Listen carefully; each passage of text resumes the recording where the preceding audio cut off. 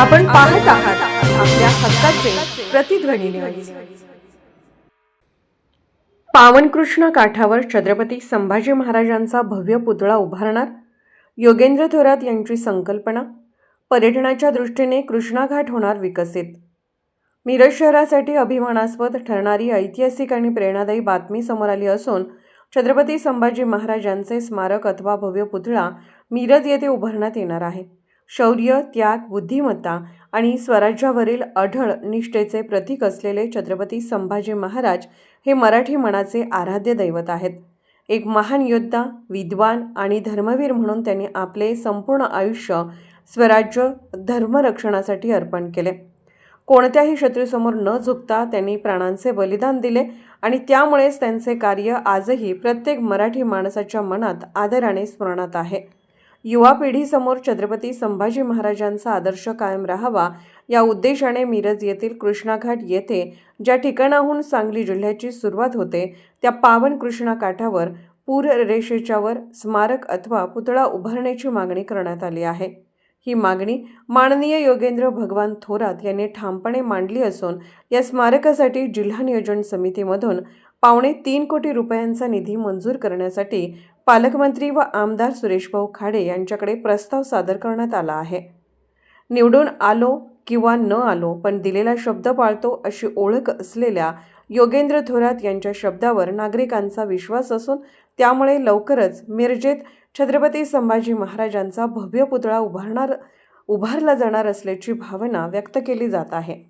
हे स्मारक मिरज शहराच्या ऐतिहासिक आणि सांस्कृतिक वैभवात मोलाची भर घालणारे ठरणार आहे। छत्रपती संभाजी महाराजांचा पुतळा व्हावं अशी बऱ्याच लोकांची आधीपासून इच्छा होती।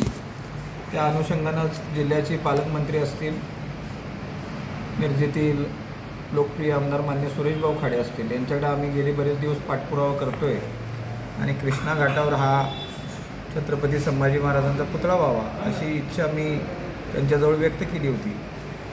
आणि आजही आयुक्त साहेब होते, बऱ्याच अधिकाऱ्यांना आम्ही पत्र दिलेत, मान्यतेला पण आता ते आम्ही सादर करतोय, पाटबंधारे विभागाशी पण बोललो आहे आणि 2-3 दिवसातच या सर्व गोष्टी फायनलला जात असताना आज आचारसंहिता लागते असं कळतं आहे।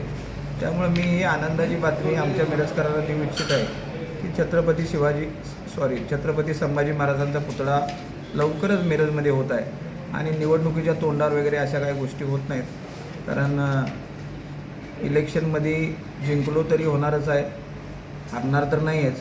मात्र याचा पाठपुरावा करून पुढच्या 1 महिन्यात आचारसंहिता संपल्यानंतर मान्यता पण मिळून जाईल। माननीय पालकमंत्री सुरेशभाऊ खाडे साहेब आणि सर्वांनीच आम्हाला हे वचन दिलेलं आहे की तुम्हाला ह्या पुतळ्याचं शेवटपर्यंत 2,75,000 रुपये DPTCमधून आम्हाला ते देण्याचा त्यांनी शब्द दिलेला आहे आणि लवकरच तो शब्द ते पूर्णही होईल। आज आचारसंहिता लागली नसती 4-5 दिवसात तर ते मान्यता पण त्याची बऱ्यापैकी मिळून गेली असती, पण काय हरकत नाही। आत्तापर्यंत लोकांना माहीत आहे की योगेंद्र थोरातनं जे बोललेलं आहे ते सगळं झालेलं आहे। कित्येक पुतळे असतील, कित्येक मंदिरं असतील, मी माझ्या निधीनं स्वखर्चानं केलेले आहेत। मात्र हे बजेट मोठं आणि यासाठी सरकारी परमिशन खूप लागत असल्यामुळं थोडा वेळ लागत आहे। तर या 3-4 दिवसात जर आचारसंहिता लागली नसती तर या गोष्टी पूर्णत्वास गेल्या असत्या।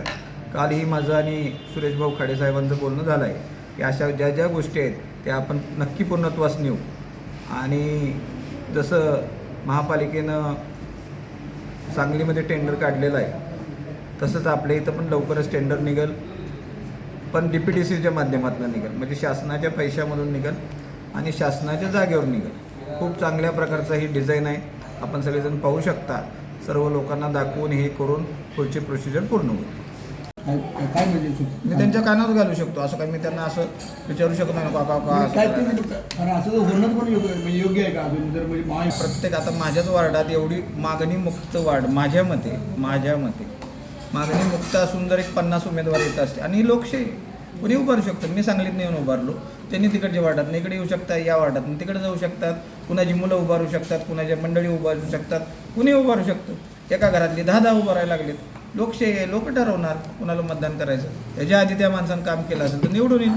कोण जातीवर मतं मागायला लागले, कोण पैशावर मागायले, मी काम केलंय त्याच्यावर मत मागायला लागले। काम केलं आहे, करणार म्हणून नाही, करणार तर आहेच. हा फरक आहे. दाखवा बरं माझ्या वार्डातून एक खड्डा दाखवा. अहो जे लोक माझ्या विरोधात उभे होते त्यांच्याही दारातली मी रस्ते केले. नाही माझं काम आहे.